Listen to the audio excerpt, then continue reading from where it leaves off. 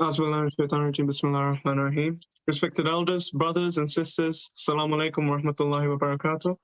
Welcome to the third night of a 5-part series led by Shaykh Muzaffer Hyder. Today is Sunday, the 3rd of October, eve of the 25th Maha Safar.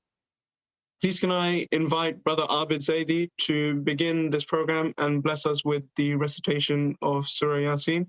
Wa Muhammad wa ali Muhammad salawat.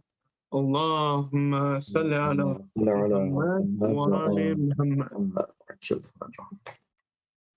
الفاتحة. بسم الله الرحمن الرحيم.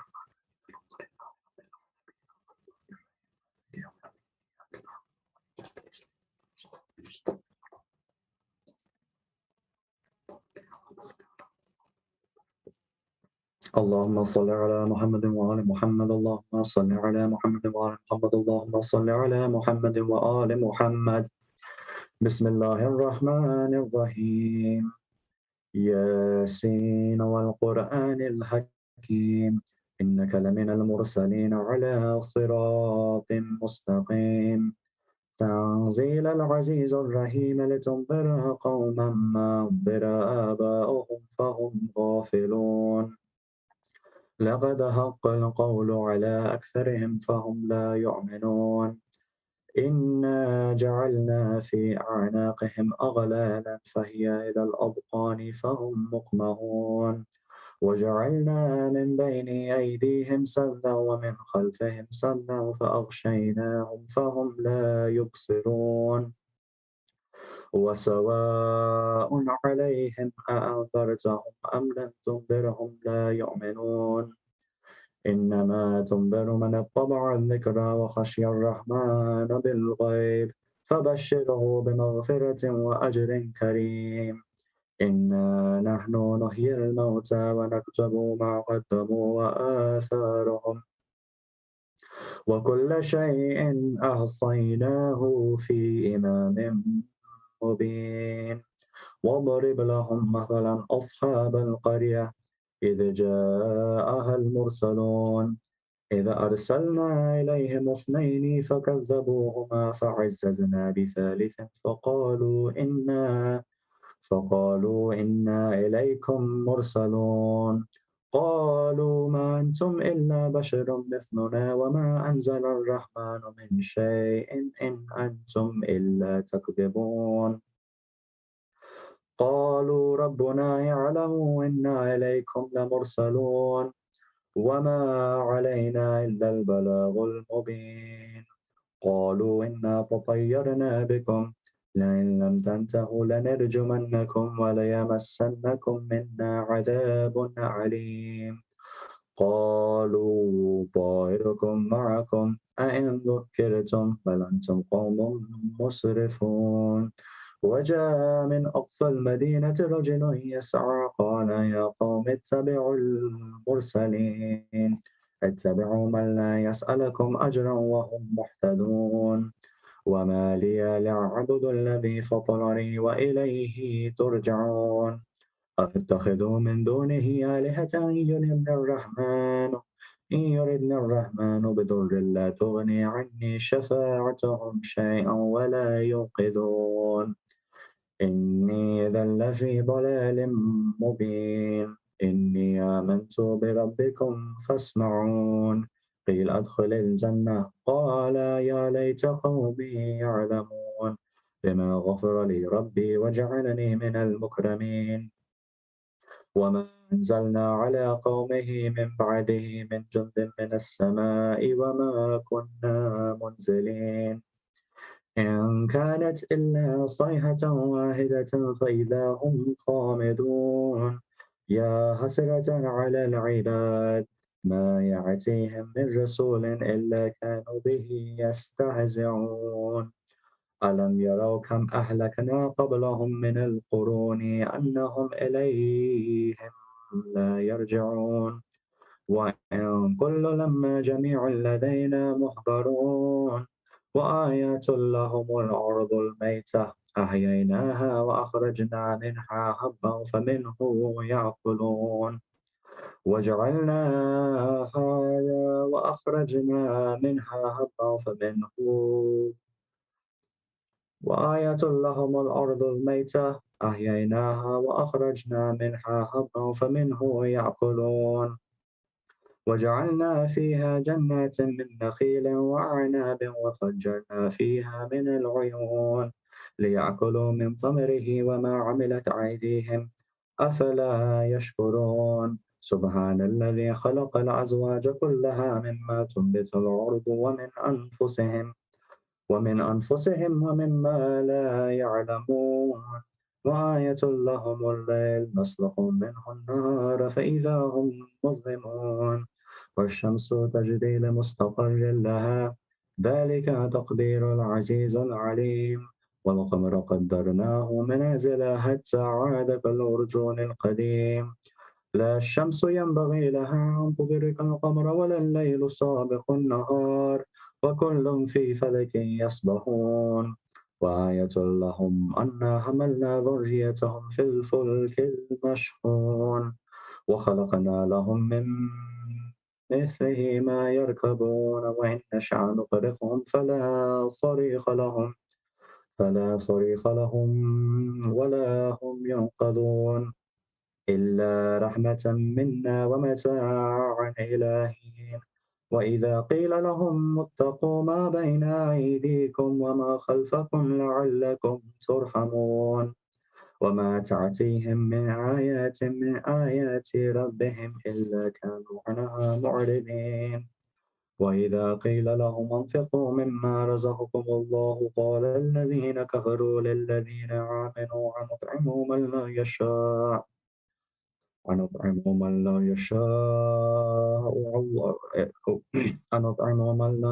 الله أطعمه إن أنتم إلا في ضلال مبين ويقولون متى هذا الوعد إن كنتم صادقين ما ينظرون إلا صيحة واحدة تأخذهم وهم يخصمون فلا يستطيعون توصية ولا إلى أهلهم يرجعون ونفخ في الصور فإذا هم من الأجداث إلى ربهم ينصلون قالوا يا ويلنا من بعثنا من مرقدنا هذا ما وعد الرحمن وصدق المرسلون إن كانت إلا صيحة واحدة فإذا هم جميع لدينا محضرون فاليوم لا تظلم نفس شيئا ولا تجزون إلا ما كنتم تعملون إن أصحاب الجنة اليوم في شغل فاكهون هم وأزواجهم في ظلال على الأرائك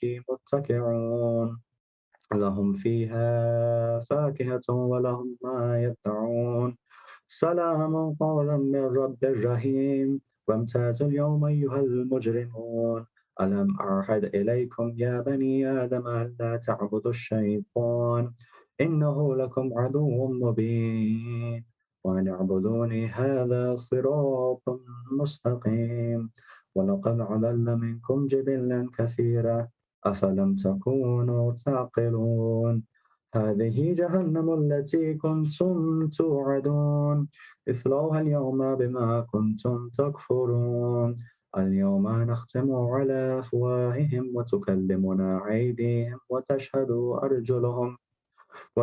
أرجلهم بما كانوا يكسبون ولو نشاء لطمسنا على أعينهم فاستبقوا الصراط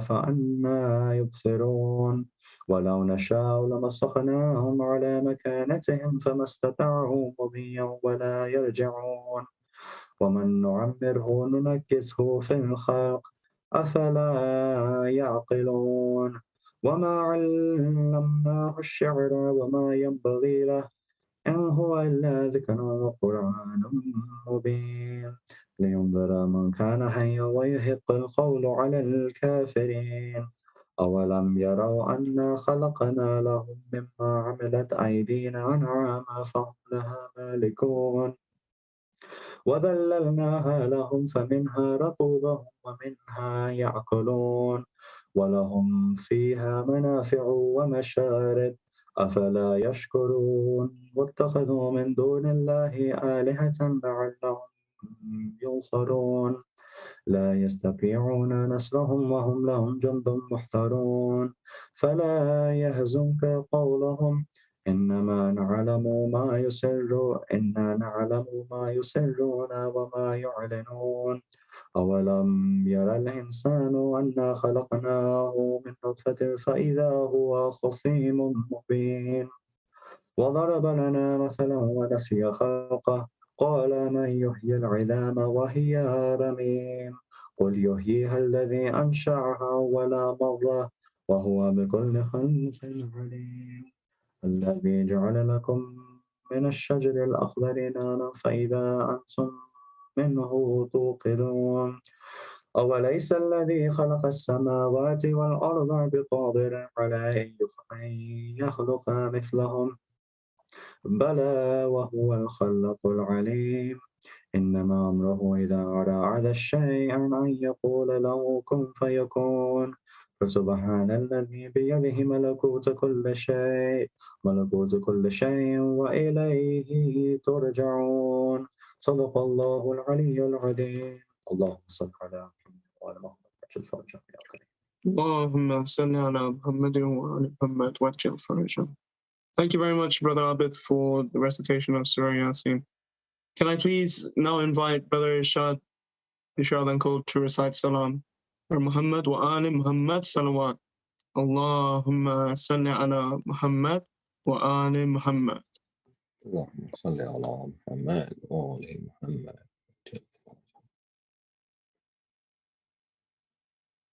बाक़ी है तुझसे दहर में ईमान या हुसैन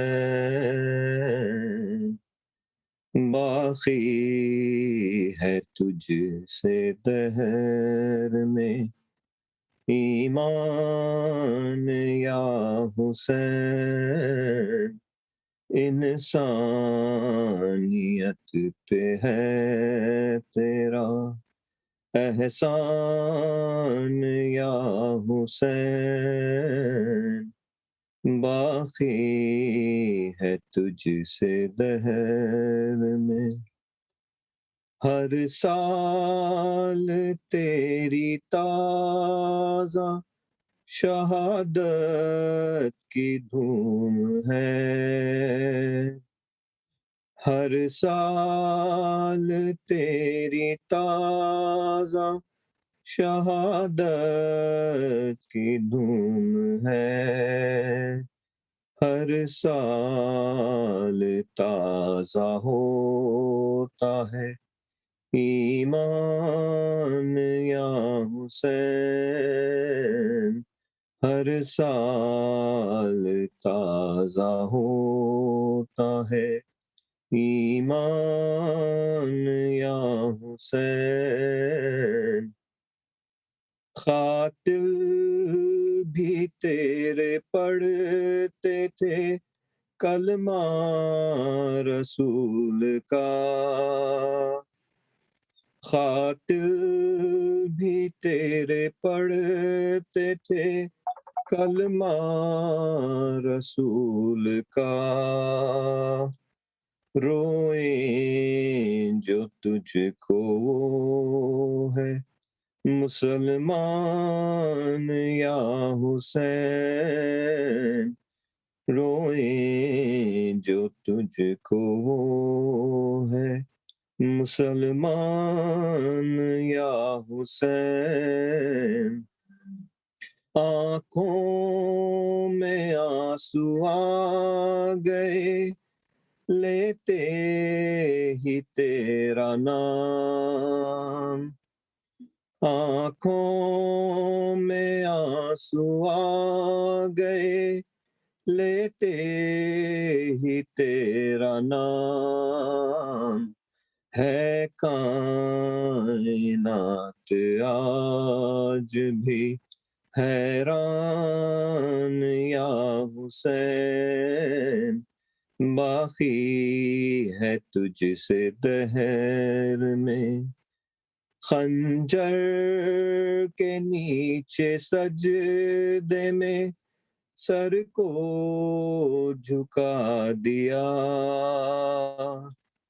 खंजर के नीचे सजदे में सर को झुका दिया माबूद क्यों ना तुझ पे हो नाज़ान या हुसैन माबूद क्यों ना तुझ पे हो नाज़ान या हुसैन तूने मिटाया कुफ्र का ऐवान ऐशा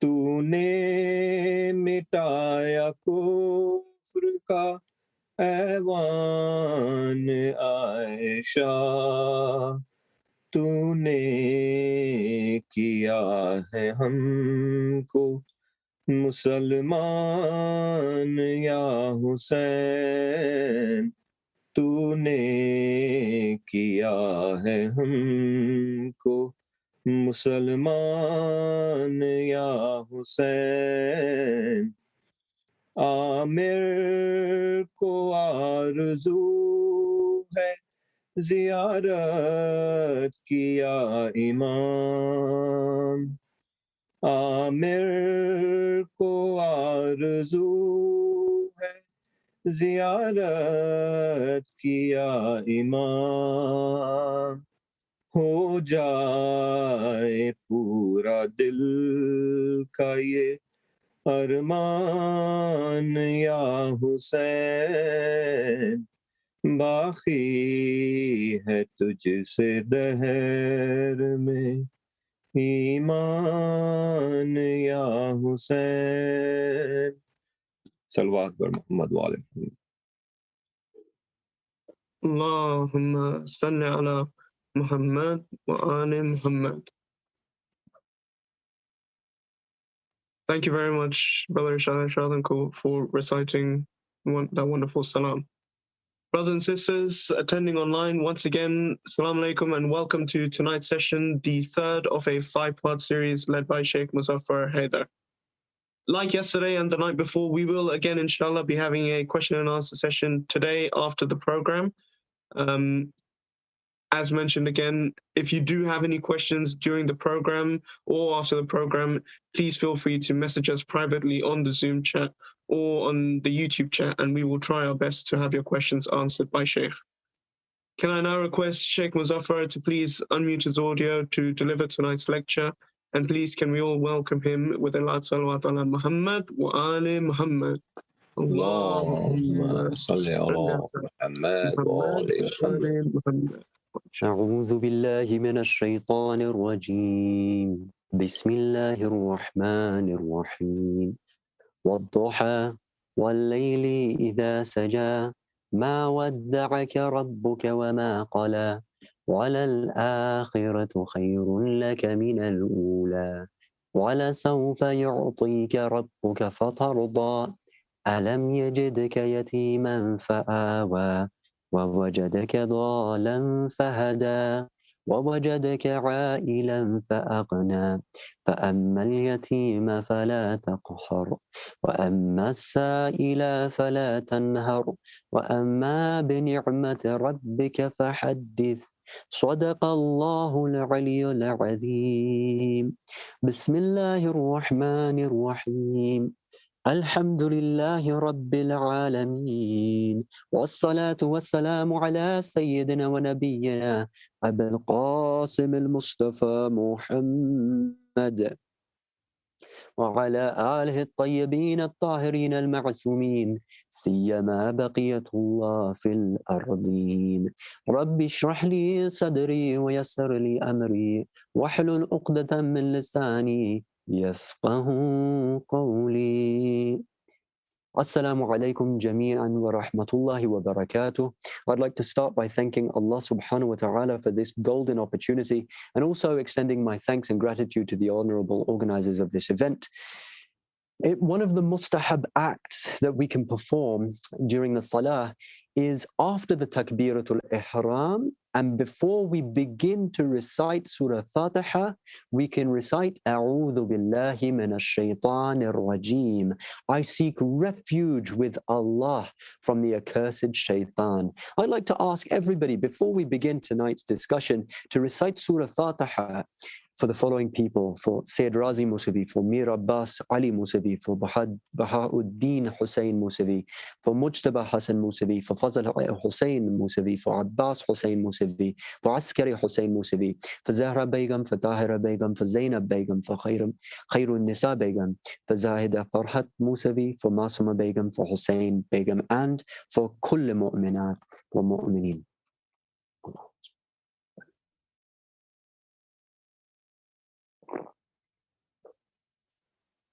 I'd like to begin today's discussion with a riddle.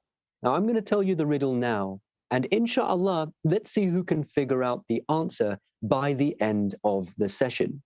So I'd like you to imagine a room, and the room has a beautiful ceiling, which is really high up, and it's really beautiful and intricately painted. There's a table in the room, and it's full of all sorts of fruits and delicious cakes and clothing, which is intricately woven. It's all full of this beautiful stuff. In the corner of the room is a group of women who are watching you. There is a tiny bird which is flying all over the place between bookshelves. In the claws of this bird is a tiny key. There is one door through which you can hardly fit because it's so small, and another door which is really, really big. Both doors are locked. How do you get out? Now, I'm going to go through that one more time. If you have a pen and paper, you can write it down, inshallah, or take notes on your phone. But again, it's a room with a beautiful ceiling. A group of women are in one corner and they are watching you. There is a table upon which there are all sorts of foods and cakes and delights and clothing and all sorts of stuff. There is a tiny bird which is flying all over the place between these bookshelves. In the claws of this bird is a tiny key. On one side of the room, there is a tiny door through which you can barely fit. And in the other side of the room is a huge door. Both doors are locked. How do you get out? So I'm going to give you the answer, inshallah, at the end of the lecture. Recognizing the imagination. I'd like to first talk about the Mirage. Now, the Mirage is when the Holy Prophet Muhammad sallallahu alayhi wa alihi wasallam ascended through the 7 heavens, and he was taken on a nightly journey in which he witnessed things that you and I could only ever imagine. In other words, he intellectually understood, grasped, conceived, he saw it with his own eyes, but you and I can only imagine those things. One example is an angel, which the Holy Prophet himself witnessed. Now, this angel had 1,000 arms. Each one of these arms had 1,000 fingers. The Prophet addressed this angel and asked it, "What purpose were you created for?" The angel said, "Ya Rasulullah, my purpose is to count everything in the world. I count every drop of rain that falls upon the earth. I count every leaf that falls from every tree. I count every grain of sand on every beach and every desert. But Ya Rasulullah, there is one thing that I cannot count." The Holy Prophet asked, "What is that thing that you cannot count?" The angel replied, "I cannot count the number of blessings that descend upon the servant when he sends salawat upon you and your progeny. Allahumma salli ala Muhammadin wa ali Muhammad." Now, I wanted to start with this hadith because it illustrates the sheer power of imagination. The Holy Prophet doesn't need his imagination in this scenario. He's seeing it. He's intellectually understood it. But you and I need the faculty of imagination in order to try to even get close to understanding and comprehending what that thing that he witnessed may have been. We've talked about the positive sides of the faculty of imagination, but tonight we're going to be focusing on the negative side of imagination. The imagination, while being a powerful faculty and while allowing us to do all sorts of extraordinary things, it is also the playground of Shaytan. They say that the best use of imagination is creativity, and the worst use of imagination is anxiety. The Holy Quran states, "Yuwaswisu fi sudurin nas min al-jinnati wan-nas." Shaytan, Iblis, whispers into the hearts of men from among the men and the jinn. Now, the first thing that we need to recognize is that these whispers are real. There is a reality behind them. Now, when we were younger, we were taught by our parents that whenever an evil thought occurred to us, and whenever we thought of maybe breaking the window, maybe bullying our sibling, maybe telling a lie, we were taught from a young age to send la'an and curse the shaitan and repel him from our midst. As we grew a little bit older, we started to train ourselves to think of the shaitan as nothing. We started to blame all of these thoughts that are in our heads only upon ourselves. It's all me. It's all in my head. It's all my inner nuts, my lower desires. And while there is wisdom behind that, and there is a reality behind that as well, we have to also recognize that many of the thoughts that exist in our mind do not belong to us. And if we actually project our minds and think about it, we'll see that many of those thoughts belong to our lower nuts. Yeah, we have desires. Yeah, we have anger. Yeah, we have fears. And many of those thoughts also belong to that inner prophet, that aql of ours. Certainly, that's true. But there are also many lingering ideas and thoughts which are actually entirely alien to us. They don't belong to us at all. In order to combat the shaitan, we need to recognize that he exists and that he truly is whispering. I want to give some examples here. Sometimes somebody doesn't invite us to their gathering, right? They're having a gathering, they're having a wedding, they're having a majlis, whatever it is, they're having a get together and they haven't invited us. What does our mind do? What does our imagination tell us? They don't like me. They don't want me to be there. They'd prefer me to not be in their company. They don't enjoy my company. And if you analyze all of these thoughts, are they intellectual? I mean, can we be certain of that being fact? I'll give you another example. Our husband forgets our anniversary. We start thinking to ourselves, he doesn't love me anymore. He doesn't care about me. Maybe he's in love with somebody else. Maybe he fancies somebody else. Jealousy comes into the picture. Where are all these thoughts coming from? Are they intellectual? I'll give you another example. We might aspire, as young people, we aspire to complete half our deen. We wish to get married so that we can acquire those blessings of Allah subhanahu wa ta'ala. But when we're approaching a potential spouse, we think to ourselves, they are too good for me. They're too good looking. They're too rich for me. How can I propose? Their parents will never accept me. All of these such thoughts, are they coming from the intellect? Or are they coming from somewhere else? Sometimes our prayer doesn't get answered. What do we start assuming? We start thinking, Allah doesn't love me. Allah doesn't care about me. Allah wants me to suffer. All of these such thoughts, where are they coming from? We have to recognize that many of such thoughts are actually coming from the whisperings of shaitan, and such thoughts can often lead us into depression, or those who are depressed will suffer from such thoughts, and they're constantly banging against our hearts. These thoughts, identify them, recognize that the intellect would actually tell us the opposite thing to all of these things, right? For example, in the case of Allah, why did he not answer my prayer? The intellect tells us that Allah never says no to our prayers. He only gives one of three answers. He either says yes, yes, but not now, or I have something better in store for you. This is what the intellect tells us. Then where are all these whisperings coming from?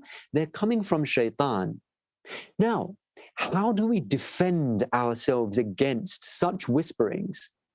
We have to learn to take refuge with the intellect. The intellect, the aql, as we described it before, is that inner prophet, that inner hujjah. And that intellect is like a shield that will protect you from it.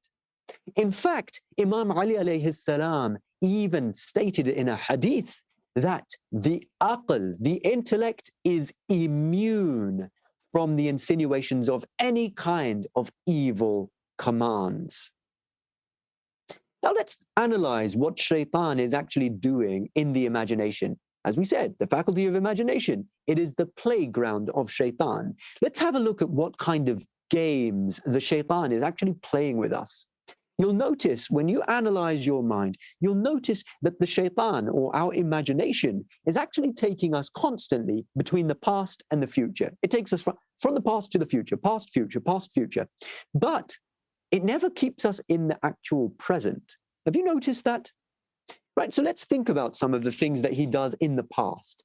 He reminds us of our sins. Now, it's very important for us to remember our sins. Certainly, the hadith tell us that a mu'min is one who is mindful of his sins. But, and that's a positive thing, if it's helping us to improve ourselves, if it's helping us to get rid of those sins, if it's helping us to shun the Shaytan. But if the Shaytan is reminding us of these sins to such an extent that it's actually making us despair of the mercy of Allah, then we should be very much aware that this is a game that Shaytan is playing with us.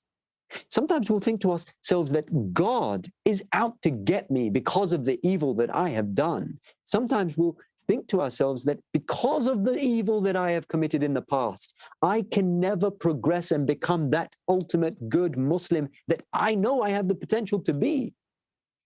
Let's go back to the intellect. What is it telling us? What does the Quran tell us? Because we're not only looking for the internal hujjah, we look at the external hujjah as well.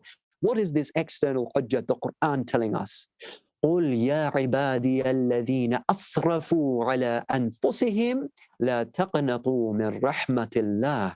It says, tell my servants who have been extravagant against their selves, never despair of the mercy of Allah. Dear brothers and sisters, respected elders, the intellect tells us that no matter how dark your past may be, there is no reason why your future can't be bright. If those thoughts which are in our mind are constantly holding us back from achieving our best, we should know that those thoughts are actually coming from the Shaytan himself. What does the Quran tell us about those who despair? It tells us only those despair of the Ruh Allah, of the merciful breeze and the light of Allah, those who are among the Qawmul Kafirun, the people of disbelief and kufr. And this is precisely where Shaytan is trying to drag us, into this valley and this dark tunnel of despair. Now, I'd like everybody now to think of your accomplishments. Think of the things that you have achieved. MashaAllah, you have achieved great things. Allah has bestowed great bounties upon you, but our failure in being thankful for those bounties sometimes prevent us from achieving even better. There are people, look, you have a basic, forget about those who have achieved, certificates and university degrees. That is an excellent accomplishment in and of itself. But think about the basic education that Allah has given us. You can read and write. Sometimes we really take such blessings we take them for granted completely. Allah has given you the tools that you need all the tools that you need pretty much to go and seek knowledge. You can go and read any article, whether it's to do with science, psychology, whether it's to do with Islam or any other subject. Allah has given you those tools, subhanallah. For those mothers out there, look, Allah, when the Prophet says that that Jannah is beneath the feet of mothers, and then you see that there are mothers out there who don't realize and recognize their own worth, it's a very sad thing. Mothers out there, you've had 2, 3, 4, 5 children. Do you have any idea of how great your status is in the eyes of Allah, in the eyes of the Malaika, in the eyes of the Ahlul Bayt? But our failure to be thankful for these blessings cause us to despair. Those fathers out there, you're providing for your family. The Holy Prophet said that there are 70 forms of worship, and the first of them is to provide halal living for our families. Sometimes we underestimate ourselves. The other extreme is that we become arrogant at our accomplishments. But one other extreme is that we fail to recognize those great blessings. I want you to do something now. Imagine your 10-year-old self. Imagine your 10-year-old self. Envision this 10-year-old version of you in their purity, in their innocence, standing before you. And now I want you to imagine telling that 10-year-old version of yourself, you can't achieve. You will never be able to do anything. You are not good enough. You're not good looking enough. You're not going to be talented enough. You don't have the natural skills or talent to achieve anything good in life. Now understand that if somebody had told that 10-year-old version of you all of these negative things, you would never have been able to accomplish all the things that you have accomplished today. And I want us to recognize that this is precisely what Shaytan is doing to you and me today. This is what Shaytan is doing. If you try to tell a 10-year-old those negative things, you wouldn't have the heart to do it because you know the detrimental effects that that would have on the psychology of that pure young child. And yet that's what Shaytan, innahu lakum aduwwun mubin, he is to you an open enemy. This is precisely what he is doing to you. And now, if you project yourself 10 years into the future, you should know that if we fail to get rid of those negative thoughts and those whisperings of Shaytan, we won't be able to achieve that great potential that Allah has given us due to listening to the whisperings of Shaytan. And so it becomes vital for us to get rid of those thoughts and move forward in a positive way. Now let's come to the future. What does the Shaytan do to our future? What does the imagination do in terms of our future? One of the things that the Holy Prophet ﷺ tells us that he is afraid for his ummah is tulul amal. He says, one of the things I'm most afraid for my ummah is the extension, the elongation of far-fetched hopes. Far-fetched hopes. This is one of the things that the dire traps of Shaytan. We tell ourselves, tomorrow I shall be better. In the future, I will become a better Muslim. In the future, I will repent. In the future, I will do this and that. I'll learn that book that I wanted to learn. I'll study that language that I wanted to study. I'll become better to my husband, to my wife. I'll become a better parent. I'll get married in the future. It's all in the future. And guess what? The future doesn't actually exist. If you intellectually think about it, it doesn't actually exist. It is entirely in your imagination. And the Shaytan keeps us thinking that I will do it tomorrow. This is why the Quran says, وَلَا تَقُولَنَّ لِشَيْءٍ إِنِّي فَاعِلٌ ذَلِكَ غَدًا. And never say of a thing, I shall do it tomorrow. Tomorrow doesn't exist. What does the intellect tell us? The intellect tells us yesterday is history. Tomorrow is a mystery. Today is a gift. That's why they call it the present. The intellect keeps us grounded in the present. And this is part of the philosophy behind why Islam tells us whenever we say something about the future, I'll do something about the future, it tells us to say, Insha'Allah. Insha'Allah, I will do this. Why? People take it in a negative way. They think that if I say Insha'Allah, it's actually, Joe Biden actually said this, Insha'Allah in a sarcastic way, like I will actually never do this.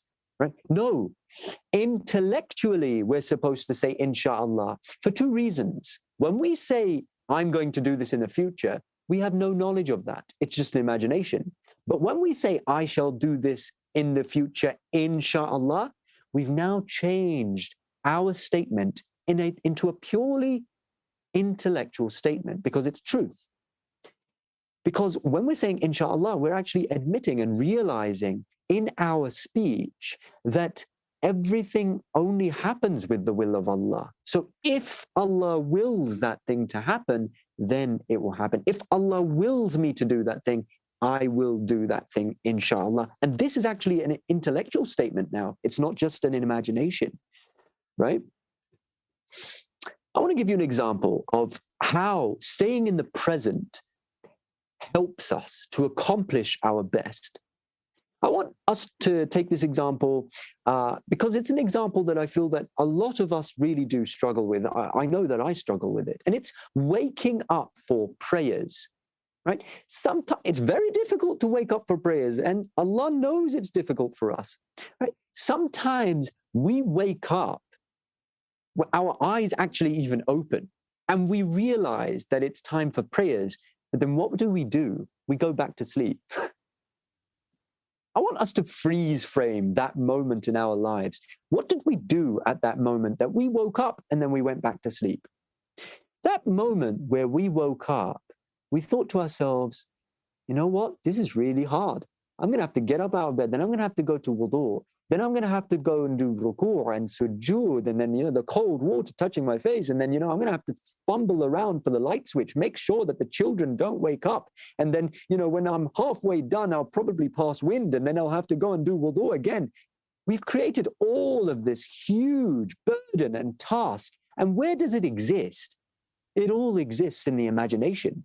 The reality is that we don't know how much of that we might be able to accomplish and how much of it we might not be. Go back, let's rewind time back to that very moment that we actually opened our eyes.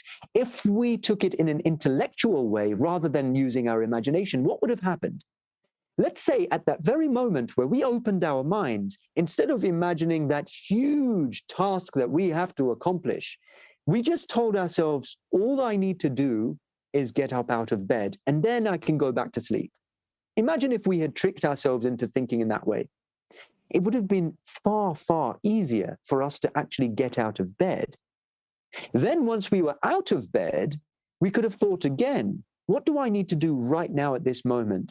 Let me go to the washroom and do wudu. And the rest, every moment by moment, Allah would have helped us and guided us every step of the way.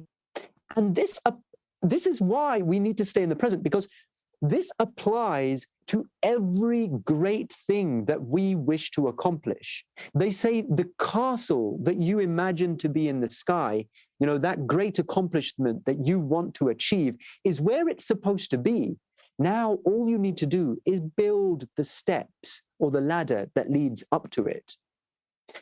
Keeping our mind in the future prevents us from acting upon that which we need to do right now, right here. It's the intellect that keeps us in the gift of the present. I want to give another quick example.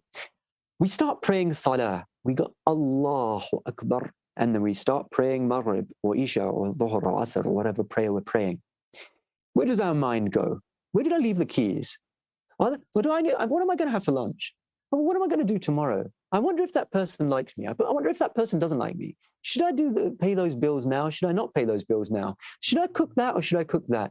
I need to do this. I need to do that. Have I done this? Have I done that? And then by the time that you even know it, Assalamu alaikum wa rahmatullahi wa barakatuh, you finish your prayer and then you realize, where was my mind that entire time? Why does this take place? It's because we are not staying in the present. And if we actually did train ourselves to stay in the present, perform the wadhifa that Allah wants us to perform right here and now, we would actually enjoy not only the salah, but life in general far, far more. Right now, right here, I am stood before my Lord. It's me and him. The intellect, remember, it's your best friend. So, another very important thing that the intellect does, or rather that the shaitan does in the playground of the imagination, is he creates a self-image. There is a hadith, a very important hadith. Imam Khomeini mentions this hadith. This hadith says, the greatest idol is the idol of the self, the idol of the nafs. Okay? And sometimes when we think of idolatry, we think of doing shirk, we shy away from it because we're afraid that Allah will punish us. And this is true. Allah will punish us if we are mushrikeen. Shirk is the greatest sin, of course. But at the same time, I want to demonstrate, inshallah, how actually shirk, this form of polytheism, destroys our motivations in this world as well. We actually destroy ourselves through doing shirk. I want you to think of something that you want to accomplish, right? And I'm going to give the example of a physical accomplishment because it helps us. It's a very simple example. Let's say you want to get physically fit, right? You want to get physically fit. You want to get healthy. What's the first thing that you do? You create an idol. You think of a celebrity or a sports icon who has that body that you want. They have that physique that you aspire to. And then you project your self-image onto that icon and onto that idol.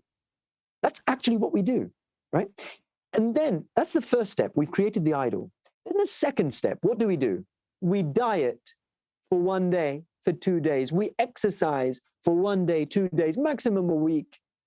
But then what do? We stop, we give up. What's the third step? Despair. I will never be able to accomplish that. Why? Because we look in the mirror. We look in the mirror, we see ourselves as not having accomplished that idol that we initially created, and that leads us to depression. It leads us to this dark place. I can never look like that. I can never be like that. And then we don't do that which we were supposed to do in order to accomplish it in the first place. Let's rewind time here. Let's say we want to have a physically fit body. Let's go back to step 1. Let's not create the idol this time. Let's approach this not in the realm of imagination. Let's approach it intellectually. What does the intellect say to do? The intellect says very simply that, look, I have a body. This body is a gift to me from Allah. It makes sense for me to treat it in the best way in order to show thankfulness for it. It makes sense for me to put aside some part of my day in order to exercise. It makes sense for me to eat healthily. What if we approach it in this intellectual manner? What happens next? We actually make progress. Why? We're living in the present. That's why. We're actually following what our intellect tells us to do. We actually make progress. And then what happens? What's the third step? The third step is you end up accomplishing something that you could never have even imagined. It may be that you never acquire that physique that you initially thought of. It may be that, but it may also be that you become even better and even more physically fit than that idol that you would have created. And you'll look back at that idol and you'll think, that was so petty. Why did I even do that in the first place? I'm far better than that. And this applies to all sorts of examples, whether you aspire to have a mental goal, you wish to become knowledgeable, you wish to gain any kind of accomplishment, approach it in the intellectual manner, and you'll see that it actually guides you aright. This inner prophet of ours really is a true friend, whereas that imagination, it's the playground of Shaytan. I want to give a spiritual example, because often we have spiritual goals, right? We want to be close to Allah subhanahu wa ta'ala. And inshallah, that's our ultimate goal. Here, it becomes all the more dangerous to linger in the faculty of imagination. Why? Because it leads to riyah. Riyah is one of the greatest of sins. Riyah is to do good deeds in order to show others, so that others will see us as pious or generous. Go back. If we approach becoming spiritually pure and doing the inner jihad with an idol, this is what it will actually lead to. Why? Because if we analyze what our mind does at that very moment that we create the idol, we create a self-image of ourselves being praised by others. I want people to see me as generous. I want people to see me as pious. I want people to see me as good and pure and wholesome. I want people to see me as taqwa man, right? So I want to give an example. There was a man in a masjid, and he was all alone in this masjid, and he's praying to Allah. He hears somebody coming in from behind him. At that moment, he starts to elongate his salah. A'udhu billahi minash shaytanir rajim. Allahu Akbar. That's what he does, right? And all the time he's thinking in his mind, this person behind me, they're going to think I'm so great. They're going to think I'm the blessed one. They're going to think I'm close to the Ahlul Bayt. They're going to think all sorts of things about me. He finishes his salat. Assalamu alaikum wa rahmatullah. He turns around. You know what he sees? A dog. He sees a dog. That's right. It wasn't a person. You see, it was a dog. And he realizes at that moment, this entire salah, I could have been praying it for the sake of Allah, but instead I prayed it for my imagination of what people would think of me, and I ended up actually praying it for nothing but a dog. This is the trap of Shaytan. This is what he does. And this act of riyah, by the way, is no ordinary sin. It is actually a form of shirk, a form of polytheism. Yes, that very great monstrosity of a sin, that greatest sin, which Ayatollah Dasghaib Shirazi in his book, Sahib al-Gunah Kabira, the greatest sins, which I would recommend all to read, the very first and greatest of all sins. That's what this sin actually is. Riyah is a form of shirk. And so we realize through this that all those verses which are addressing the polytheists and telling them not to do shirk, not to worship Shaytan, not to follow the footsteps of Shaytan, we have convinced ourselves that they're applied to Hindus and others, but actually no, the Quran is speaking to you and I. Why? This sin is so difficult to identify within ourselves. Imam Ali alayhi salam in a hadith describes it as a black ant on a black stone in a dark, dark night. Just imagine how difficult it is to find that ant. That's how creepy Shaytan is and how easily he invades into us through our imagination. Another thing that the Shaytan does through the imagination, this is a very important thing that he does, is he creates superstitions. Superstitions, okay? This is an entirely different thing and another way that the shaitan invades our thoughts and invades our minds and invades our hearts through the imagination. Superstitions, right? A black cat crosses my path, I'm going to get bad luck. I walk under a ladder, I'm going to get bad luck. I break a mirror, I'm going to get bad luck for 7 years, right? All these kinds of thoughts, right? Another one, you step on a crack, you break your mother's back. How many of us have actually heard that? Right? You step on a crack, you break your mother's back. And many young kids actually go through this. I've read about this as well. It's very interesting. They walk in the streets and they will avoid stepping on the cracks. And they'll think that something bad will happen if I step on the cracks. Now, there is no intellectual reason for why we should believe in such things. And yet people don't mature out of them. Even later on in life, they still cling to such superstitions. And there are many such bad omens, right?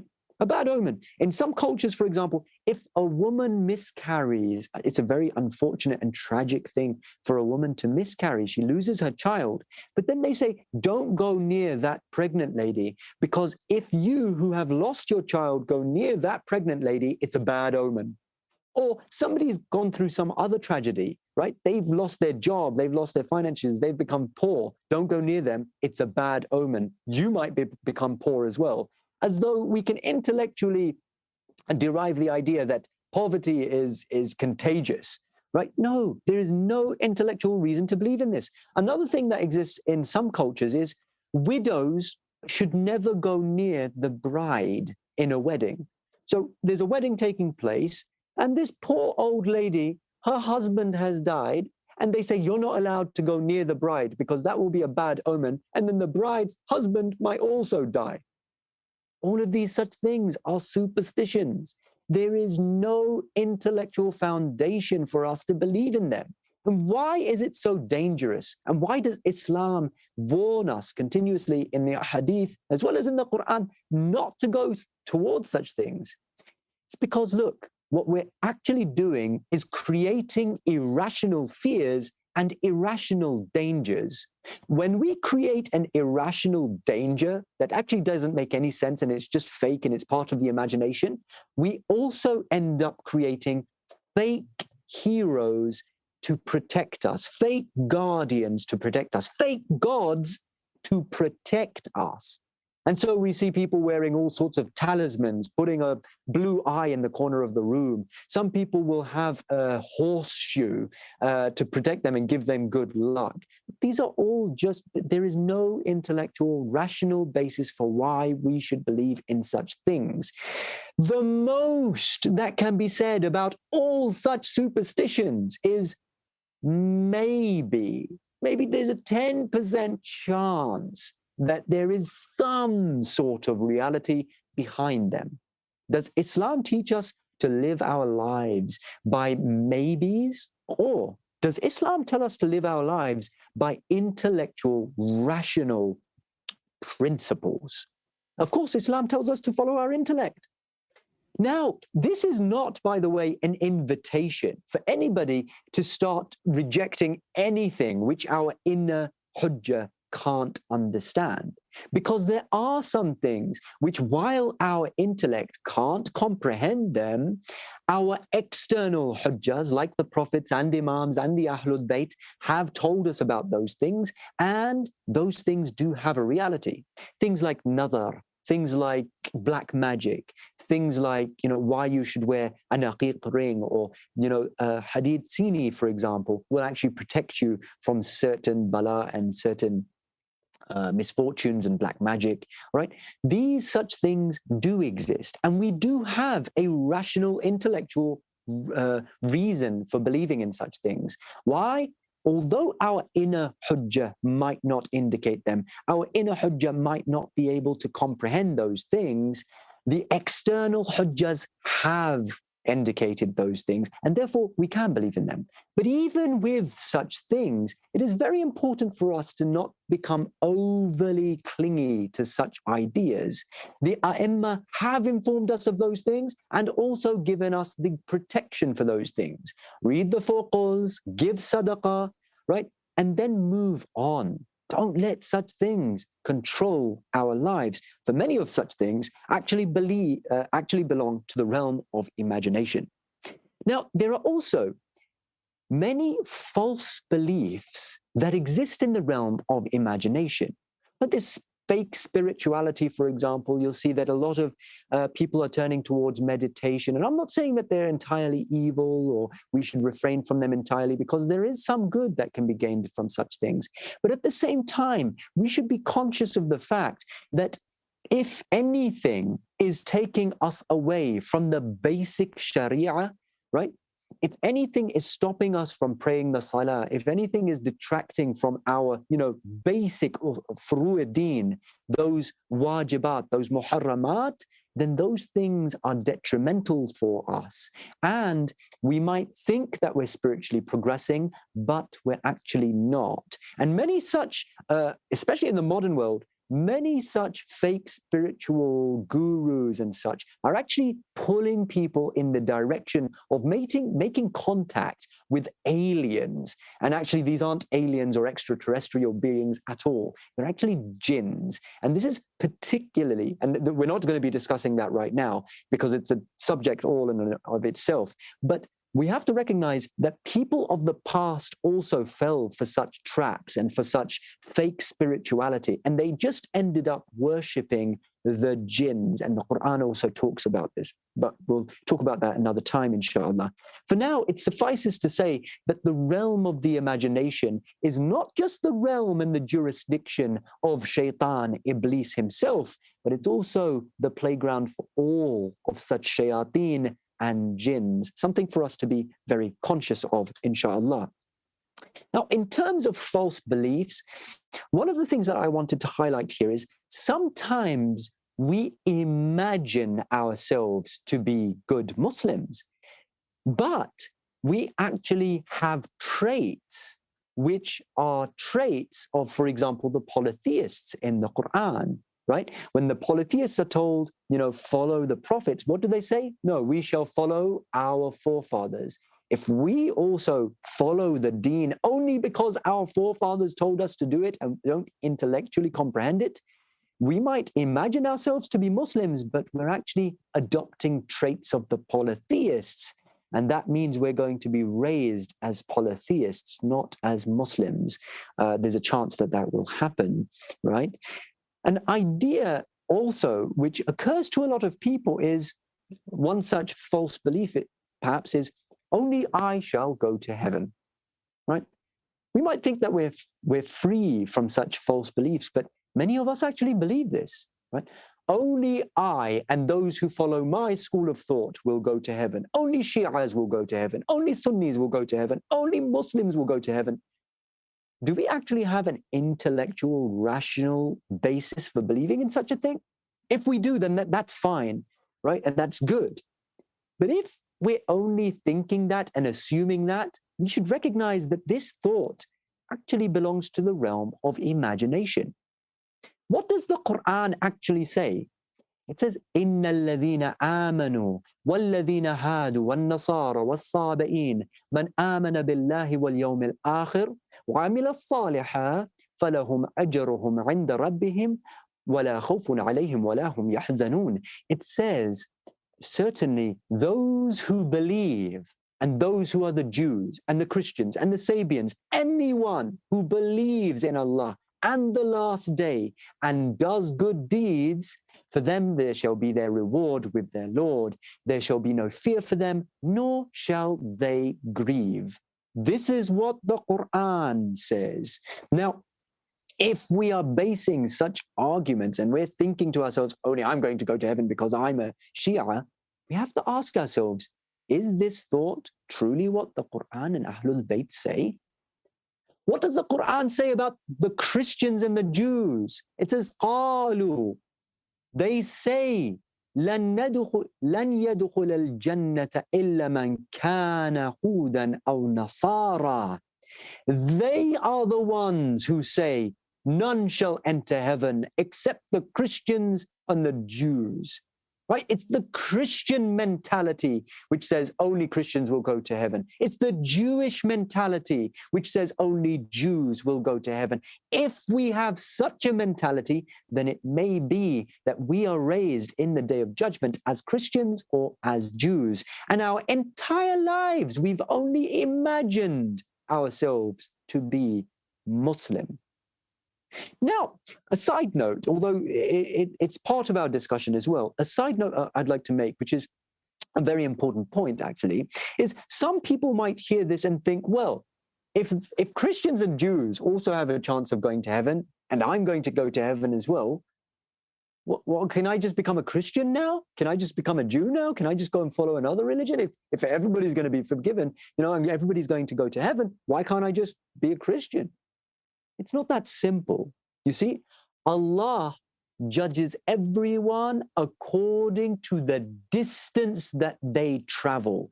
Dear brothers and sisters, especially I say to my dear youths, Allah judges us according to ma sa'a. As the Quran says, every man will be given that which he strives for. I want you to imagine life to be like a ladder, which is going infinitely high into the heavens, right?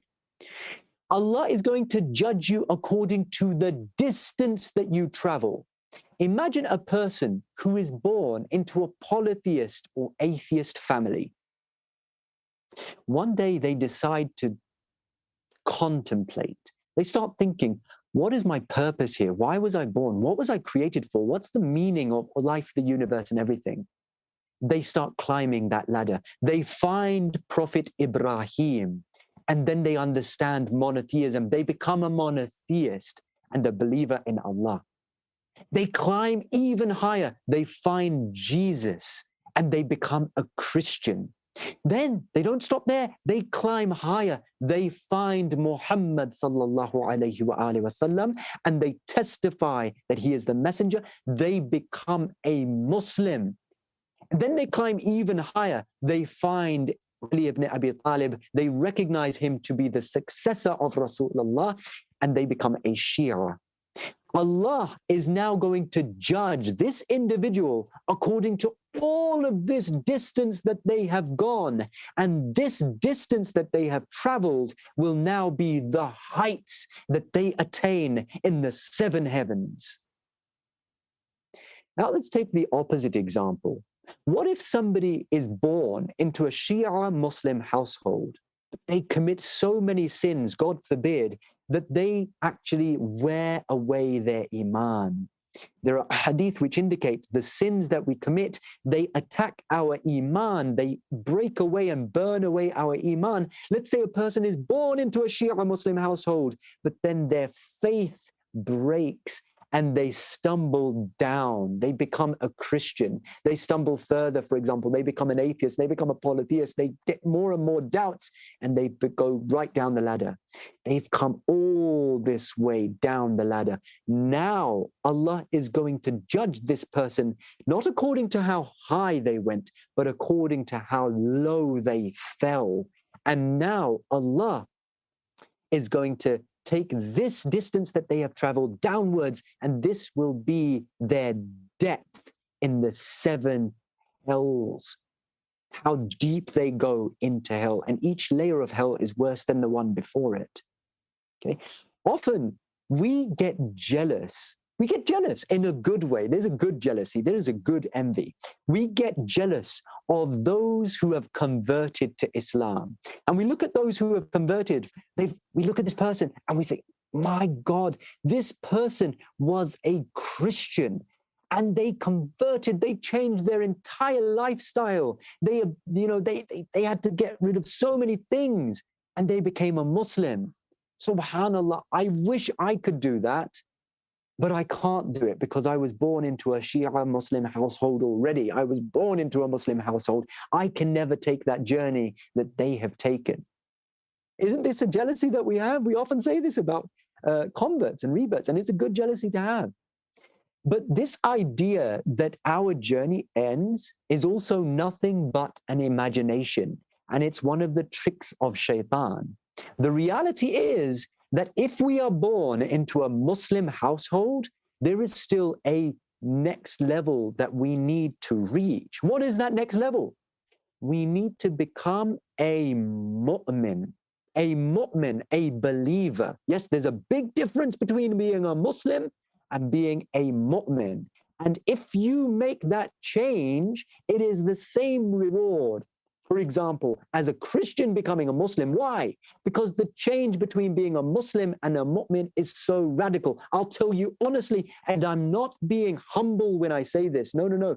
I'm telling you with certainty, inshallah, I am not a mu'min myself. Why am I saying this? The Quran tells us the traits of the mu'mineen. It tells us that one of the traits of the mu'mineen is إِذَا ذُكِرَ اللَّهُ وَجِلَتْ قُلُوبُهُمْ. The mu'mineen are those, when they are reminded of Allah, their hearts tremble. Inshallah, many of those who are listening are mu'mineen. When they remember Allah, their hearts actually tremble. They feel a tremor in their hearts. Another verse of the Quran, what does it say? إِنَّمَا الْمُؤْمِنُونَ الَّذِينَ آمَنُوا بِاللَّهِ وَرَسُولِهِ ثُمَّ لَمْ يَرْتَابُوا. It says only those are mu'mineen, only those are believers who they believe in Allah and they believe in the Messenger, and then they have no doubts. But many of us, our hearts are full of doubts. Our doubts are actually leading so much of our lives. And so, dear brothers and sisters, respected elders, we should not think that if we are born into a Muslim household, there is no conversion that we can take. No, there is a conversion that Allah is waiting for us to take. If we take that conversion, it will be so radical. It will be such a huge change that, inshallah, it will be like the reward of one converting from a different religion and becoming Muslim. What if you are born into a mu'min household now? What if you're born into a mu'min household? My mother is a mu'min, my father is a mu'min. My father's heart jiggles when he thinks of Allah, and my mother's, she's has no doubt. Does the journey end there? No, because there is a level above mu'mineen. What is that level? You can become a Shia, And we might think that we're following the Shia school of thought, but you have to first be a mu'min, then you can become a Shia in the true sense. A Shia who, according to the hadith, they pray 50 rak'ats a day. Imam Ali alayhi salam said, I miss my Shia. You are not my Shia. He tells his companions, you're not my Shia. I don't see the signs of my Shia upon you. They are those whose lips are dry from fasting. They have the sign of sujood on their head. They spend their nights in worshipping Allah. What if we're born into a Shia in the true sense family? Does our journey end? No, we said that this ladder is infinitely high. And so if we are born into such a family, our journey now becomes to become one of the awliya Allah, one of the friends of Allah. And only very, very few people ever manage to make it that far. And even then, does our journey end if we become one of the awliya Allah? No. What comes after that? After that, there is an even higher level. What is that level? To become one of the Ahlul Bayt. Salmanu minna Ahlul Bayt. The Prophet Muhammad sallallahu alayhi wa sallam said, Salman Farsi is from us, the Ahlul Bayt. Salman Farsi wasn't born into the family of the Holy Prophet. He wasn't even part of the Bani Hashim or Quraysh. He wasn't even an Arab. He came from a distant land. Look at the journey that Salman Farsi took. He became part of the Ahlul Bayt. Where did they reach? And where are we? Dear brothers and sisters, respected elders, we have to truly start contemplating and thinking about where we are, who we are, how much we've imagined ourselves to be satisfied with the permission that Allah has given us so far, we have a very long journey ahead of us. Inshallah, may Allah give us the tawfiq to embark upon that journey and reach those heights. Now, I told you a riddle at the beginning of the lecture, and I said that I would give you the answer at the very end. So now let's go through this riddle, and I want to give you the answer, inshallah. I told you to imagine a room which has a very high ceiling and it's very beautiful. I told you to imagine that there is a table which has all sorts of foods and fancies and intricate clothings. I told you to imagine that there is a group of women in one corner and they are staring at you. I told you to imagine that there is a bird flying to and fro between bookshelves. And I told you to imagine that there is a tiny key in the claws of that bird. I told you to imagine that there is a tiny door through which you can barely fit and a huge door. Both of these doors are locked. And I asked you, how do you get out? Did you guess the right answer? And of course, for those who are being attentive, the answer is you stop imagining the room. That's how you get out. You see, the entire thing was just an imagination. I was telling you to imagine it. How do you get out? You stop imagining it. And I did tell you that it would be frustratingly simple, this riddle, but that's what it really is. But I'm not going to leave you with just that. For each line of this riddle actually has a hidden meaning. The room and the ceiling, which is very beautiful and it's very high, represents your unattainable dreams. The foods and cakes on that table and all those intricate clothes represents your distractions. The group of women who are staring at you from one corner represents your fear of people. The bird which is flying around represents your fleeting thoughts. The bookshelves represent your memories. The key in the claws of that bird represents the fact that if only you could control that bird of imagination, you would be able to take control of your life. The small door through which you can barely fit represents that great accomplishment of your life and shahada. But because it's so small, because it takes great effort to get through. And that huge door represents the normal door that everybody goes through. It is a normal, average life. They start off a Muslim, they die a Muslim, they never transcend, right? That's that huge door. And of course, how do you get out? You just stop imagining. Now, today, instead of the usual traditional musibah, I wanted us to actually contemplate over a few things. And it's just 3 points I wanted to make here, because I am aware of the time, and I hope you can forgive me, because I do know that I've gone a little bit over my time. And so I'm only going to give you 3 points to actually contemplate over.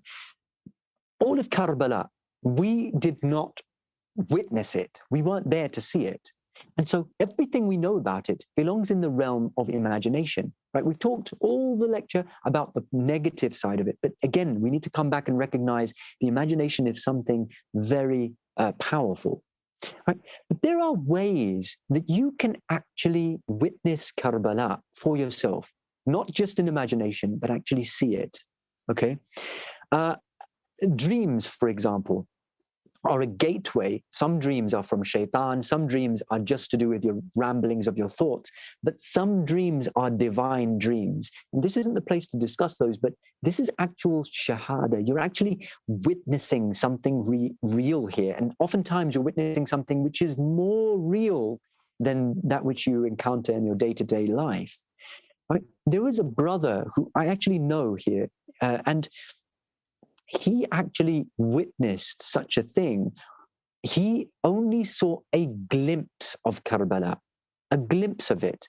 And it wasn't some of the most difficult parts of Karbala, like the murder of Ali Asghar or the murder of Ali Akbar or Abbas. No, he witnessed only a glimpse of the moment where Joan who was black and the slave of Imam Hussein, was tragically martyred. And he witnessed the moment where Hussein put his cheek on the cheek of Joan, and he was just witnessing a very, and this only happened for a second, he says. He saw it for a second, where Joan was in the lap of Hussein in those final moments of this great companion. And he said that witnessing this was so painful, and it was so sad, and it was just so sad that it was terrifying. This is what he says. When I saw it, the pain of it, the sorrow of it, made me tremble with fear, and I woke up out of absolute terror. Like, it was almost like a nightmare. It was so sad. There was also a man who discovered some secret a'mal which are not available to the public. And through these a'mal, he could actually witness Karbala taking place. And so he performed these a'mal, and he saw Karbala, or at least snippets of Karbala. And what happened to this man was he completely became a broken person. He went away, he refused to have any guests anymore. I think his hair actually changed color, and his complete personality just completely changed. He became a recluse. And if you saw him, you would actually describe him as insane. This is after witnessing what actually took place in Karbala. There was also a scholar who flippantly spoke about one of the events of Karbala. And this was the event where Imam Hussein alayhi salam was performing the salah, and some of his companions were stood creating a human shield to prevent the enemies from shooting their arrows at Abu Abdullah al-Hussein and the others who were praying.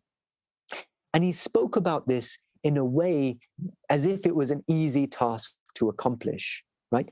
As if to show him how flippant his words were. Allah showed him a dream where he saw himself standing between Imam Hussein. Imam Hussein was behind him, and before him were those enemies who were firing those arrows. And he was standing there. The first arrow comes towards him, and he moves aside at that moment. And he turns and he sees that the arrow has struck Imam Hussein. Then he stands in front of the next arrow, and he tries his hardest to stand in the direction of that arrow and stop it from reaching Imam Hussein. But at the very last moment, his inner nafs takes over, his faculty of imagination takes over, his faculty of shahwa takes over, his faculty of anger takes over, his fear takes over, and he moves aside again. The second arrow reaches Hussein, and it goes into the body of Hussein. Then the third arrow is coming towards him, and he sees it's coming towards him, and he tries with all of his strength to stand between that arrow and the Imam of his time. But at the last moment, he knows he's not able to, and he wakes up from this dream. And inshallah, it was a divine dream. Now, just think about the effect that seeing snippets and witnessing parts of these events had on these individuals. And now I'd like to ask you to think of Sayyida Zainab, who wasn't just seeing these things through a vision. She saw every moment of every part of these tragedies with her own eyes. وَسَيَعْلَمُ الَّذِينَ ظَلَمُوا أَيَّ مُنقَلِبٍ يَنقَلِبُونَ. ماتنا حسين.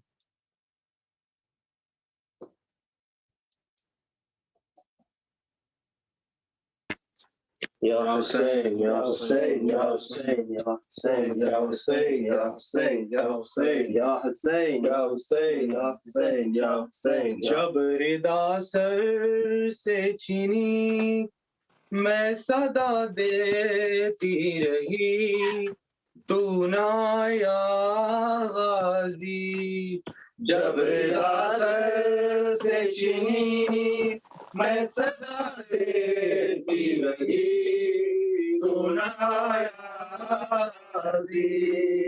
आले इमरान ने कहा और जिंदा ने कहा ये बहन कैद हुई तू नाराज़ी जब सर के चीनी मैं सदा देती रही तू नाराज़ी जब सर के चीनी मैं सदा देती रही तू नाराज़ी हमको पानी ना मिले तेरी खुशबू तो रहे तेरे बाजू ना कटे शाहे मशकी जाच दे ये मगर हो ना सका तेरे बाजू है जुदा मुझ पे है तशना लबी तू नाराज़ी जब सर से चीनी मैं सदा देती रही तू नाराज़ी जब सर से चीनी मैं सदा देती रही तू नाराज़ी धूप में तू था शजर तुझसे आबाद था घर है बरहना मेरा सर क्या नहीं तुझको खबर है अलमदारे वफा इस बहन को बाखुदा तुझसे धारस थी बड़ी तू नाराज़ी जब सर से चीनी मैं सदा देती रही तू नाराज़ी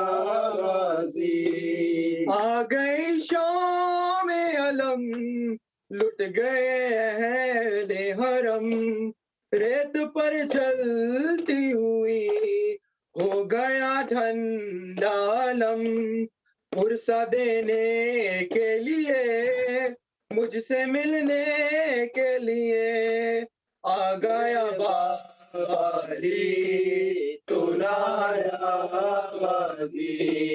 जब सर से चीनी मैं सदा देती रही तू नाराज़ी क्या कहूँ शेर मेरे बेरिदा हम तो लिए ये मुसलमान सारे शहर दर शहर गए खिलकते कूफा कभी खिलकते शाम कभी और हाँ हम पे हंसी तू नाराज़ी जब सर से चीनी मैं सदा देती रही तू नाराज़ी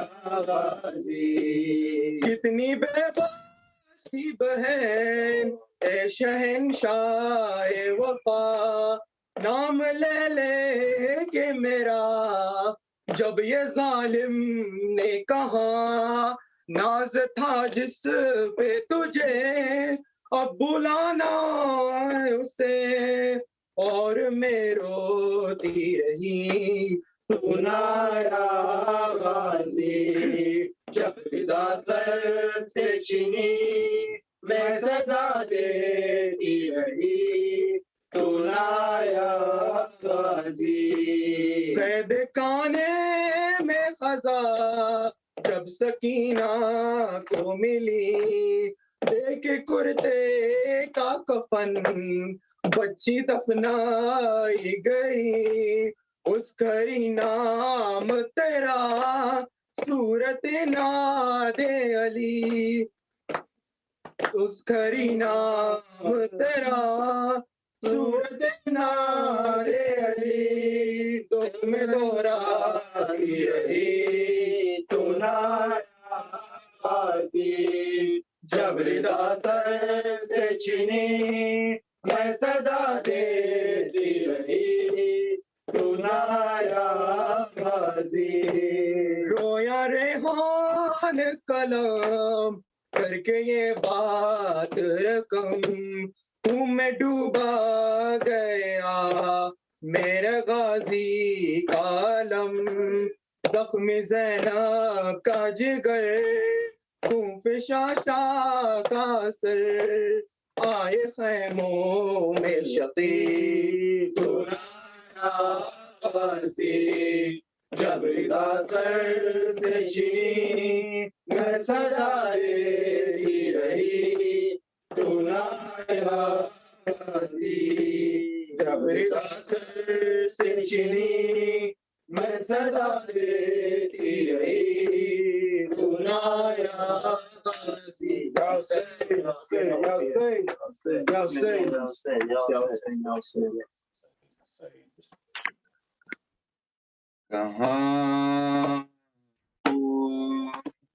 कहाँ हो ए अली अकबर ए ना ए अली अकबर ए ना ए अली अकबर कहाँ हो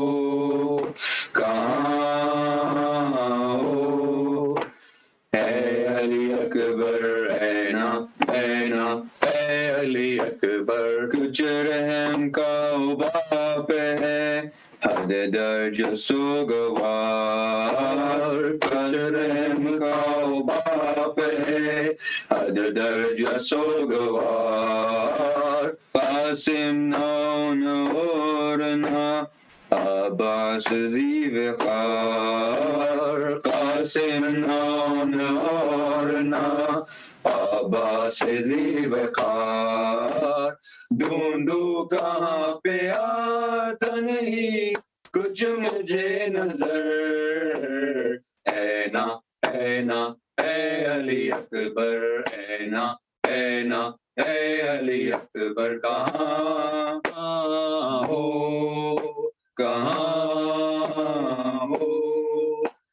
ए अली अकबर ऐ ना ए अली अकबर बेटा ये तेरा बाप है इस वक्त जिंदा लाश बेटा ये तेरा बाप है इस वक्त जिंदा लाश आंखों का नूर भी नहीं कैसे करो तलाश आंखों का नूर भी नहीं कैसे करो तलाश कम है तेरे चचा के अलम से मेरी कमर ऐ ना ए अली अकबर ऐ ना ए अली अकबर कहाँ हो ए अली अकबर ऐ ना ए अली अकबर लाशों से रन में तो करे आता हूँ बार बार लाशों से रन में तो करे आता हूँ बार बार काबू नहीं है दिल पे ना आज़ा पे इख्तियार काबू नहीं है दिल पे ना आज़ा पे इख्तियार कासिम के गम ने कर दिए टुकड़े दिलो जिगर ऐ ना ए अली अकबर ऐ ना ए अली अकबर कहाँ हो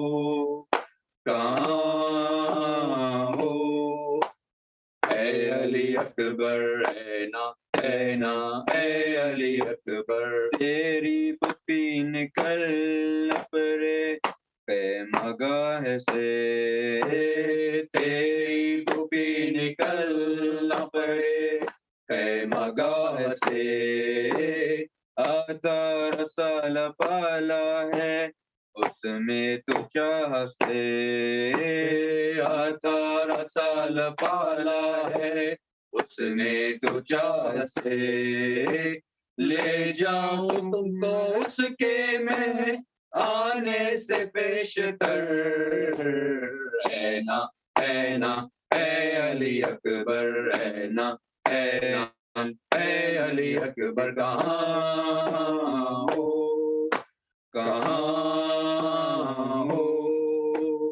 अली अकबर ऐना अली अकबर जब सी सुनी है तेरी सदा माँ है बेकरार जब से सुनी है तेरी सदा माँ है बेकरार सीने को पकड़े पूछती है मुझसे बार बार सीने को पकड़े पूछती है मुझसे बार बार किसने किया सलाम ये रन से पुकार कर ऐना अली अकबर ऐना अली अकबर कहाँ हो अली अकबर ऐना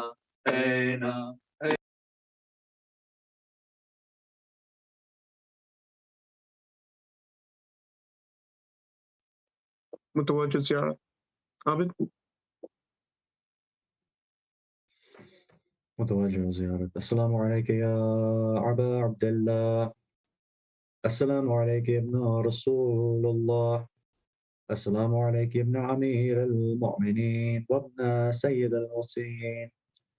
السلام عليك يا ابن فاطمة الزهراء سيدتي نساء العالمين. السلام عليكم ورحمة الله وبركاته جميعا.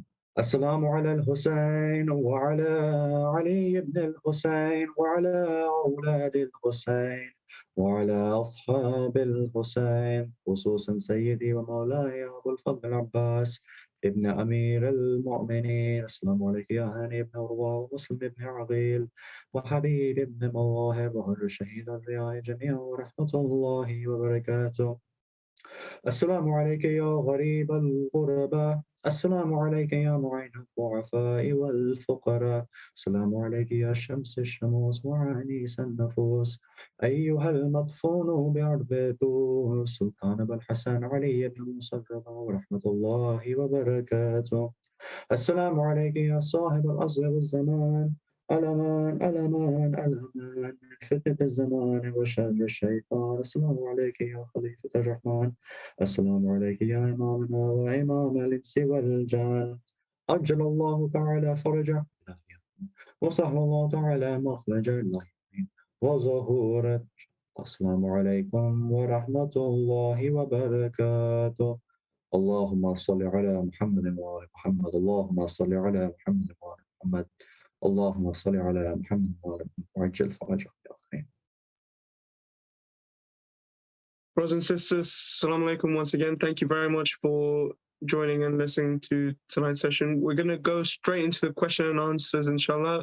Shaykh Muzaffer, can you hear me? Assalamu alaikum. Wa alaikum salam. I can hear Perfect. Perfect. Thank you. Once again, thank you very much for a wonderful lecture. MashaAllah, I found it very interesting, and it was a really nice lecture to listen to as well. you. God bless you. Thank you for hosting. No worries, no worries. I'll go straight in with the first question. So the one I've got right now is envy, black magic, and evil eye. All of these concepts exist in Islam. What steps are there to differentiate between imagination and all of these different concepts? Oh, yeah, very, very good question. I alluded to it very briefly, but due to time, I didn't have time to delve into it. But look, there are certain things which the Ahlul Bayt have told us to look out for. And as long as we're doing those things, we shouldn't pay extra additional attention to them. So one of the things that they say to do is sadaqah, to give sadaqah. And this definitely does help, alhamdulillah. And I think a lot of people have experienced this as well. So that's one of the things. Surah Tawheed, Surah, the four quls, generally speaking, if you recite those. Generally speaking, if you want to try to differentiate between the false and that which we've invented and is part of our imagination, First of all, it's very difficult to do that. It takes a lot of studying into that particular field, which very few people have actually done in the first place. But as a general guide and a general principle, I'd say look out for anything which is extra, extra things which isn't being proved through the Quran or the Hadith, which our scholars are not telling us to do. Reputable and reliable scholars, that is. Very good. Thank you very much. Next question we've got is, if contentment or satisfaction lie in giving, what sins stop us from achieving that contentment or that mental peace that we get from giving? What sins particularly prevent us from giving? Is that the question? What sins particularly prevent us from sinning, from giving? From giving. So there's a verse or hadith. It's, I think, a verse. It says, "And one who is protected from the stinginess of his own soul, that person has been given a great gift." It's the stinginess of the soul. Sometimes we forget that there are external sins, telling a lie, for example, one of the greatest sins, ghiba, listening to haram music. All of these are external sins. But we also have internal sins, right? So envy, jealousy, hatred for other than the enemies of the Ahlul Bayt, for example. All of these are internal sins. So just like we have an external hujjah and an internal hujjah, we also have external sins and internal sins. And one of these internal sins is the stinginess of the soul. Very hard to identify in other people. But one thing that the Holy Prophet ﷺ said is, let me try and think of it. He said, one, I'm paraphrasing, but he said, one who fails to be cheerful with people, it's about cheerfulness. One who fails to be cheerful with people, it's because he has a stingy soul. So perhaps one way to cure this stinginess that we have, this feeling of not wanting to give, is to be nice to people, be friendly with people, have a little bit of small talk, Assalamu alaikum, how are you? In your head, you're probably thinking, I don't really care about you and your family and stuff, but ask it anyway because it's polite. Islam wants you to. And through this, you'll actually discover something which is important for our social development as well, that you do actually like socializing with people, you do like being kind with people, you do like giving more. I hope that gives you some food for thought. Yeah. Very nice. Thank you very much for that detailed response. The next question we got from online was, you mentioned the wearing of aqiq as one of the logical practices which has a valid basis in Islam. There are also beliefs that some stones have a negative effect on us, such as sapphires or turquoise. Would you say that all the negative effects are superstitions, or do they have a valid basis in Islam? Oh, that's a difficult question. I'm going to tell you honestly, I'm not sure why at this moment, but I do believe that there is a premise for that in Islam. I just can't recall right now which hadith I heard it from. But see, every science has specialists behind it who have gone really deep into researching any particular field. The same way we have doctors, we have lawyers, we have engineers, chemists, and so on. Every field within Islam also has its specialists. And there are a few people who have specialized in this kind of esoteric dimension about the jinns and black magic and rings and stones. It has a whole science behind it. Part of that science is this. And to be honest with you, in fact, I'll say no more. Yeah. Perfect. Take the political ground. Next question we got from online is, don't men also have influence on the faculty of imagination as well as jinn, like it says in Surah Nas? Yes, absolutely. See, anytime somebody, whispers to you. And sometimes it's not a whisper, sometimes it's a comment. Sometimes it's a movie that you're watching and a particular scene plants a seed of desire in your heart, a desire which is, haram, for example. These are all yuwaswisu fi sudurin nas min al-jinnati wan nas. This is the shaitan actually whispering to us from among the jinn and from among the men. So absolutely. What do you think hypnotists do, by the way? This is another science. Hypnotism, there is a huge reality behind it. They can convince you that, for example, they can put an object like a glass in front of you and convince you that that glass doesn't exist or that there's water in the glass. And they can convince you to such an extent that you can be triggered by something that they've planted deep inside your subconscious, to the point where I've actually seen, I haven't seen it in person, but I've seen a documentary about it, where he trained somebody to kill somebody else on a stage. And there was a trigger word, which when he heard it, he completely phased out and went into this strange mode. He pulled out a fake gun. It was just an experiment. And he fired at the person on the stage.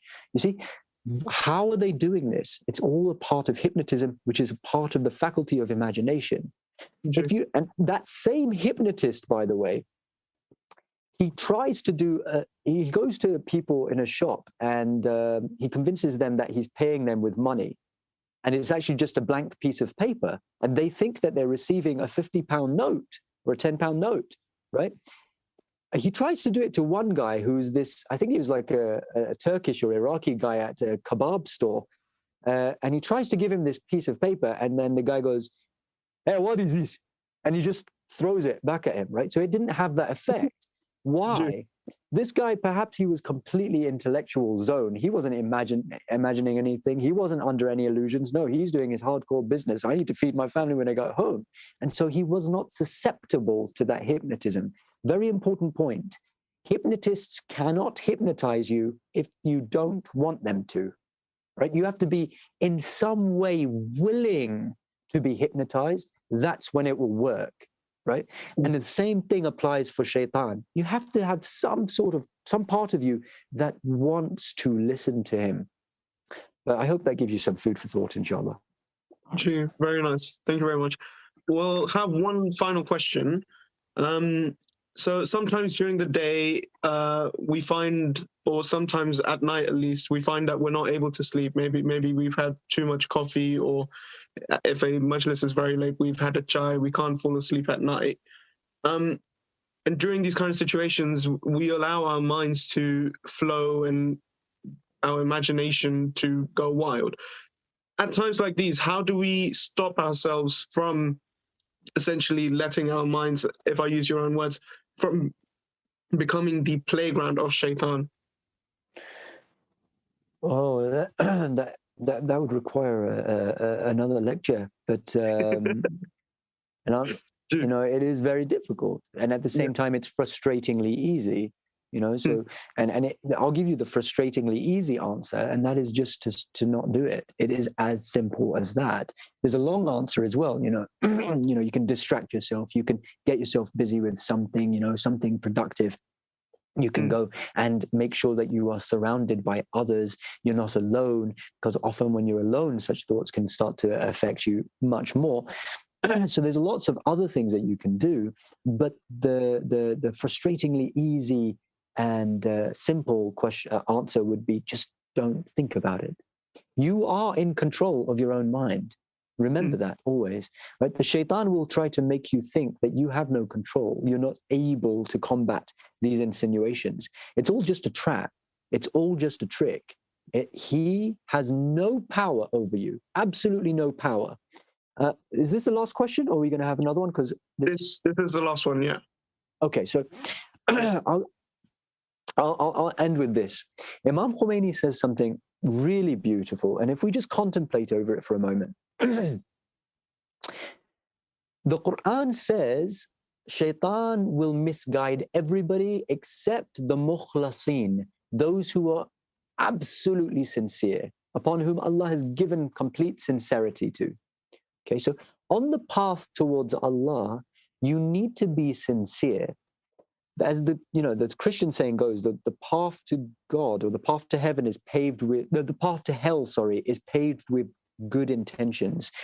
The issue is that whenever we try to go towards Allah, we have all these side issues going on. We have all these other ideas, these other fancies, these other wants, these other desires, and they distract us from that purpose and they stop us from being sincere. And so instead of going straight towards Allah, we always lean this way or that way. And through that slight leaning, Shaytan pulls us aside. So Imam Khomeini says something beautiful. He said, the Shaytan is like the guard dog of the kingdom of Allah. All right. So if you imagine the kingdom of Allah, that's where we're trying to go. As we try to go towards it, there's a dog that comes running, it's barking, and it tries to pull you away. But the dog doesn't attack the one who belongs to Allah. Right? It's only going to attack those who are strangers to the kingdom of Allah. Right? Because they're distracted. They keep on turning aside. They keep on having, keep on looking this way and that way. They feel unfamiliar. They feel like they themselves don't belong on that path and on that journey. And so the dog senses that fear and it comes running for them. If you are just straight, I'm going for Allah, the dog won't even look at you. The dog will actually be intimidated by you.